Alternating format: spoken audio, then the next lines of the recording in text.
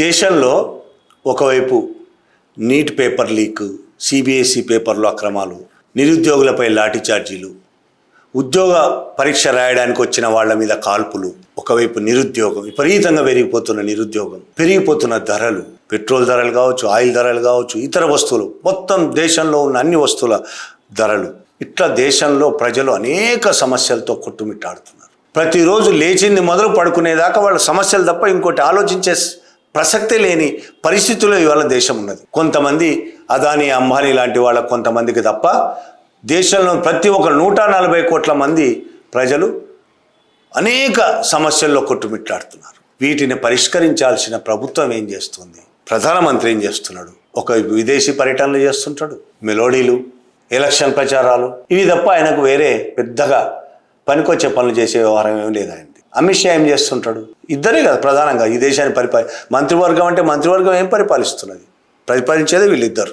అమిత్ షా ఏం చేస్తున్నాడు? 2029కి మనం ఏం చేయాలి, గెలవాలంటే ఏం చేయాలి, 2029కి గెలవడం కోసం మనం చేయాల్సిన కుట్రలేంటి అనేది ఆయన ప్లానింగ్ చేస్తున్నాడు. ఆ పని చేసుకుంటూ పోతున్నాడు. మోడీ, అమిత్ షాలు కలిసి, ఒకవైపు మోడీ ప్రపంచ దేశాలు తిరుగుతూనే వీళ్ళిద్దరు కలిసి చేస్తున్న కుట్రలు ఏంటంటే, దేశమంతా ఒకవైపు అల్లకల్లోలంగా ఉంటే వాళ్ళు 2029లో గెలవడం కోసం ఇప్పటి నుంచే వివిధ పార్టీలను చీల్చి అన్ని పార్టీలను సర్వనాశనం చేయడం ఎలా అనే పనిలో ఉన్నాడు. అలాగే వాళ్ళకు కావలసిన చట్టాలను పార్లమెంట్లో నెగ్గించుకోవడం కోసం కావలసిన మెజారిటీ 2029 లోపు సంపాదించడం ఎలా. ఎంపీ ఎలక్షన్లు అయితే, పార్లమెంట్ ఎన్నికలు అయితే ఈ లోపు జరగవు కదా, 2029లో జరుగుతాయి. ఇప్పుడు వాళ్ళకి మెజారిటీ లేదు. చంద్రబాబు నాయుడు, నితీష్ కుమార్ మీద ఆధారపడి ఉన్నారని నిన్నటిదాకా అనుకుంటున్నాం. కానీ వీళ్ళెవ్వరి మీద ఆధారపడకుండా సొంతగా బలం పెంచుకోవాలి. చట్టాలు కావాలి, కొన్ని బిల్లులు పాస్ చేయాలంటే 2/3 మెజార్టీ కావాలి. కాబట్టి ఆ మెజార్టీని కూడా 2029 లోపే సాధించుకోవాలి. ఎట్లా సాధించుకుంటారు? ఎన్నికలు అయితే లేవు కానీ సాధించుకోవాలి. ఎలా? అది మొదలుపెట్టారు. ఆమ్ ఆద్మీ పార్టీ నుంచి స్టార్ట్ చేశారు. ఆమ్ ఆద్మీ పార్టీలో 7 రాఘవ్ చెడ్డా నాయకత్వంలో 7 వాళ్ళ పార్టీలో చేర్చుకున్నారు. ఆ నెక్స్ట్ జరిగింది ఏంది? టీఎంసీ బెంగాల్లో అనేక అక్రమాలు చేసి, ఓటు చోరీ చేసి, అక్రమంగా గెలిచినట్టు చూపించుకొని అధికారంలోకి వచ్చి నెక్స్ట్ వాళ్ళ ఎంపీలను చీల్చడం మొదలుపెట్టారు. 20 మంది ఎంపీలు, టీఎంసీ ఎంపీలు బీజేపీలో చేర్చుకుంటే టెక్నికల్ ప్రాబ్లమ్స్ వస్తున్నాయని చెప్పి, దాదాపు బీజేపీయే కానీ national citizens party of India NCPI అనే పేరుతో ఊరు పేరు లేని ఒక త్రిపురలో ఉన్న ఒక చిన్న పార్టీని, ఆఫీస్ కూడా లేని పార్టీలో వీళ్ళని చేర్చి బీజేపీకి అనుబంధ సంస్థ అది. 20 మందిని చేర్చుకున్నారు. అక్కడికి సరిపోతుందా? సరిపోదు. గతంలోనే చీల్చిన శివసేన, NCPలు మహారాష్ట్రకు సంబంధించి దాని మీద కూడా మళ్ళీ కన్నేశాడు అమిత్ షా. ఉద్ధవ్ ఠాక్రే శివసేన నుంచి మళ్ళీ 6 ఎంపీలు, వాళ్ళకు ఉన్నదే 8 మందో 9 మందో, మళ్ళీ 6 ఎంపీలని చీల్చి బీజేపీలో చేర్చుకున్నాడు. బీజేపీ అంటే ఇప్పుడు బీజేపీలో కాదు, అక్కడ కూడా షిండే వర్గం శివసేనలో చేర్చుకున్నాడు. ఇదంతా చేస్తున్నది అసలు షిండే వర్గంలో చేరడానికి ఉద్ధవ్ ఠాక్రే వర్గీయ ఎంపీలు షిండే వర్గంలో చేరడానికి డబ్బులు ఇచ్చింది, ప్లాన్ చేసింది, కుట్ర చేసింది షిండే కాదు, అమిత్ షా.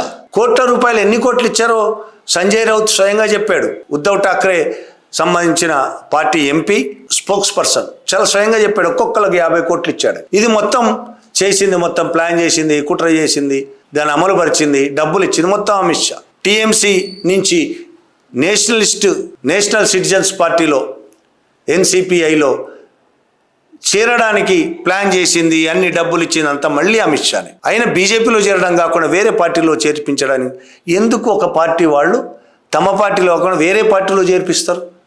డబ్బులు ఖర్చు పెట్టి, కష్టాలు పడి, అన్నీ చేసి, వాళ్ళతో మాట్లాడి చీల్చి, ఇన్ని చేసినా వాళ్ళకి ఇంకా సరిపోవడం లేదు.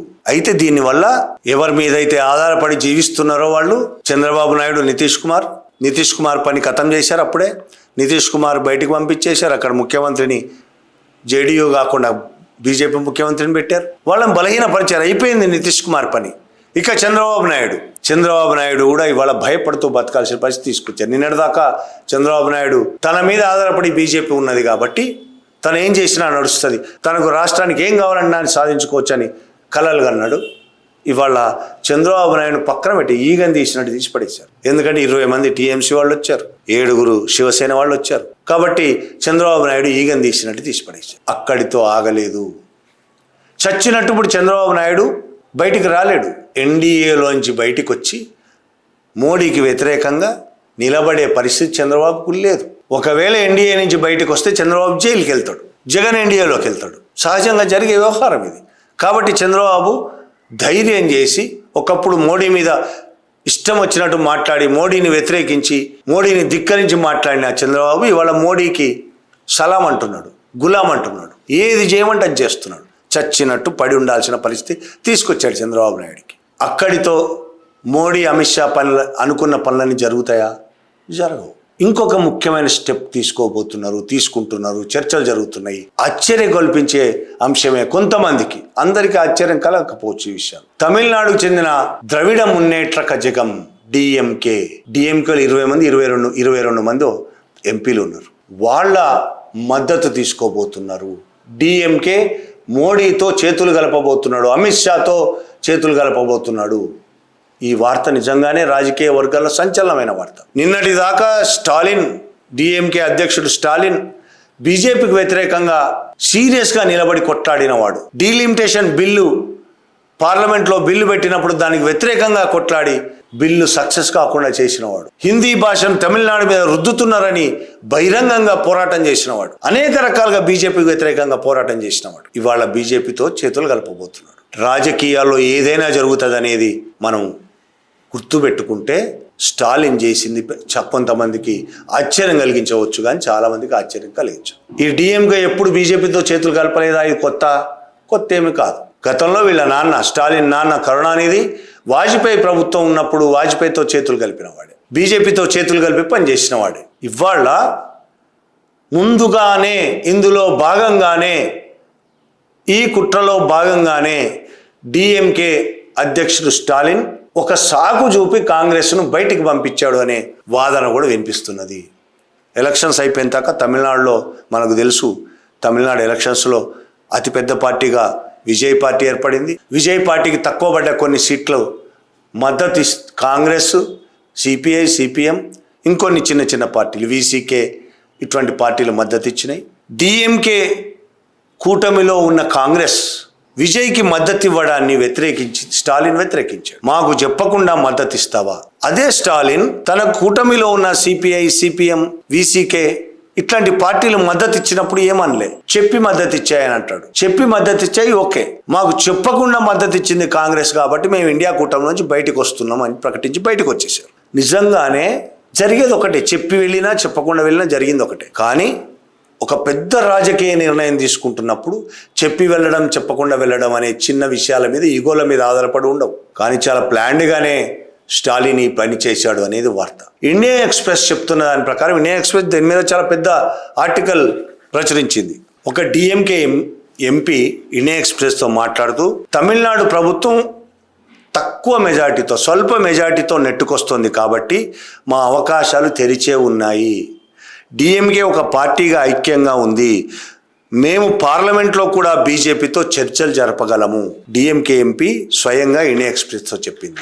ముఖ్యమైన బిల్లులు అంశాలపై నరేంద్ర మోడీ నేతృత్వంలోని ప్రభుత్వానికి డిఎంకే మద్దతు ఇస్తుందా అని ఆ ఎంపీని ఇండియా ఎక్స్ప్రెస్ ప్రతినిధి అడిగితే దానికి చాలా ఎక్కువ అవకాశం ఉంది. మేము ఇప్పటి వరకు వ్యతిరేక వైఖరిని కొనసాగించాము, కానీ ఇప్పుడు మేము బీజేపీతో చర్చలు జరపగలము. కాంగ్రెస్పై ప్రాథమిక విశ్వాసాన్ని కోల్పోయినందున బీజేపీకి దగ్గర అవ్వడాన్ని మమ్మల్ని ఎవ్వరూ అడ్డుకోలేరు అని ఆ ఎంపీ చెప్పాడు.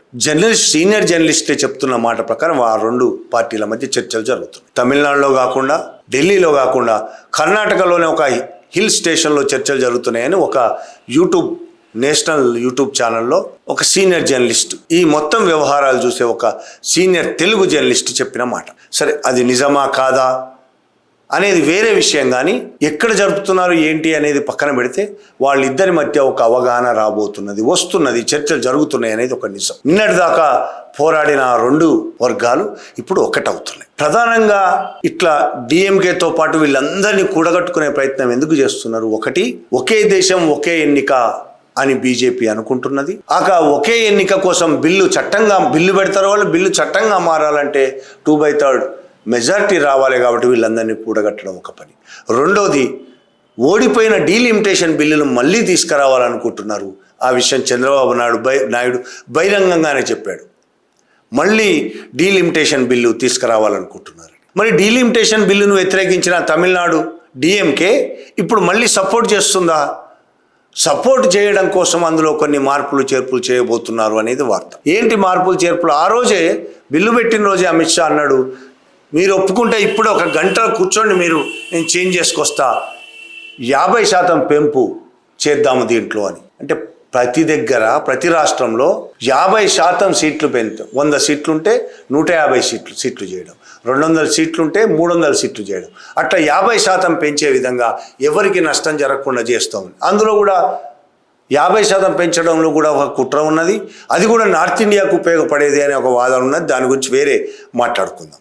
ఇలా చేంజ్ అయింది కాబట్టి మేము సపోర్ట్ చేస్తున్నామని డిఎంకే కూడా సపోర్ట్ చేస్తుంది. అలాగే ఒకే దేశం ఒకే ఎన్నిక అంటే 2029లో పార్లమెంట్ ఎన్నికలతో పాటు 2.5 ఏళ్ల కంటే తక్కువ కాలం మిగిలి ఉన్న రాష్ట్రాల ఎన్నికల సమయం తక్కువ కాలం మిగిలి ఉంటే ఆ రాష్ట్రాలను కూడా కలిపి పార్లమెంట్ ఎన్నికలతో పాటు జరపాలనేది ఆ చట్టంలో బిల్లులో రాసుకున్నారు వాళ్ళు.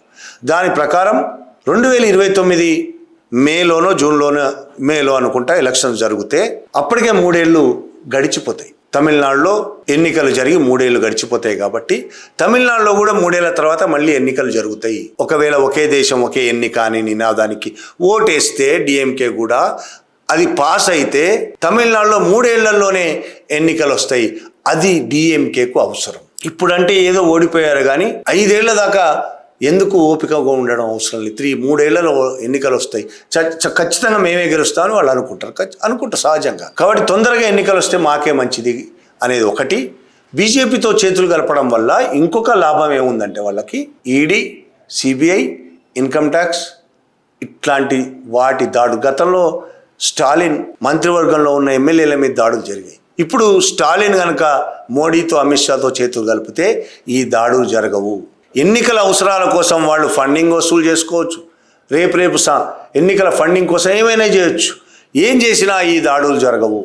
ఈడీ దాడులు జరగవు, సిబిఐ దాడులు జరగవు, ఇన్కమ్ ట్యాక్స్ దాడులు జరగవు. ఎన్నికల కమిషన్ ద్వారా కూడా ఉపయోగపడుతుంది. ఎన్నికలు జరిగినప్పుడు ఎన్నికల కమిషన్ డిఎంకేకు ఉపయోగపడుతుంది. ఇన్ని లాభాలు ఉన్నాయి డిఎంకే బీజేపీతో చేతులు కలిపితే. కాబట్టి డిఎంకేకు ఉన్న లాభాలు కాబట్టి డిఎంకే కూడా మోడీతో చేతులు కలపబోతున్నది అనేది వార్త. ఇండియన్ ఎక్స్ప్రెస్ రాసిన వార్త. చర్చలు జరుగుతున్నాయి అనేది కూడా ఇండియన్ ఎక్స్ప్రెస్ రాసింది. ఇప్పుడు డిఎంకే స్టాలిన్ మోడీతో అమిత్ షాతో చేతులు కలపడం అనేది డిఎంకే కంటే కూడా ఎక్కువ బీజేపీకి లాభం. ఇక్కడితోనే ఆగడు. డిఎంకేలో చీలిక రాకుండా ధైర్యంగా ఉండొచ్చు, ఈడీ దాడులు లేకుండా ధైర్యంగా ఉండొచ్చు, సిబిఐ ఇన్కమ్ ట్యాక్స్ దాడులు లేకుండా డిఎంకే నాయకులు కార్యకర్తలందరూ హ్యాపీగా ఉండొచ్చు. నిద్రలేని రాత్రులు గడపాల్సిన అవసరం లేదు. కాబట్టి వాళ్ళు హ్యాపీగా వాళ్ళ పనులు వాళ్ళు చేసుకోవచ్చు బీజేపీతో చేతులు కలిపితే. చేతులు కలపడం వల్ల అనేక ఉపయోగాలు ఇందాకే చెప్పారు. ఈ ఉపయోగాలు ఉన్నాయి. కానీ దీనికంటే పెద్ద ఉపయోగాలు బీజేపీవి. బీజేపీ అది అనుకున్న ఒకే దేశం ఒకే ఎన్నిక ఆ బిల్లును చట్టం చేయగలదు.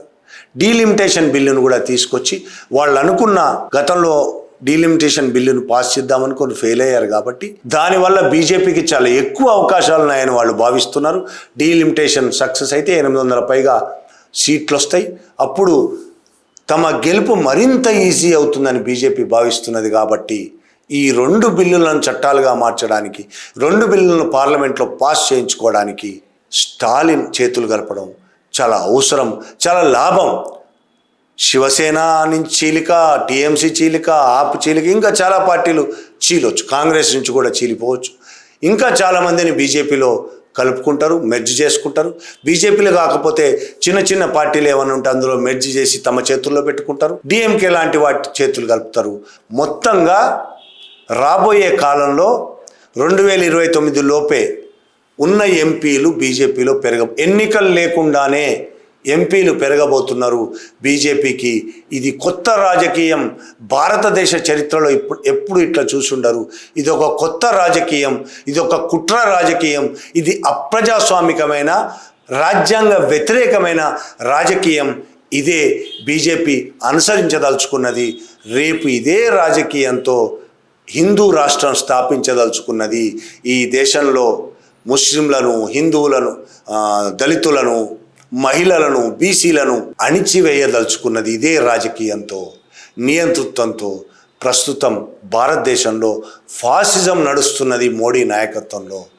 రేపు ఇంకా ఏం జరగబోతుందనేది చూడాల్సిందే తప్ప ఈరోజు వెంటనే ఫలానా పరిణామాలు ఖచ్చితంగా జరుగుతాయని చెప్పుకోలేం. కానీ దుర్మార్గమైన పరిణామాలు మాత్రం జరగబోతున్నాయి. Thank you very much.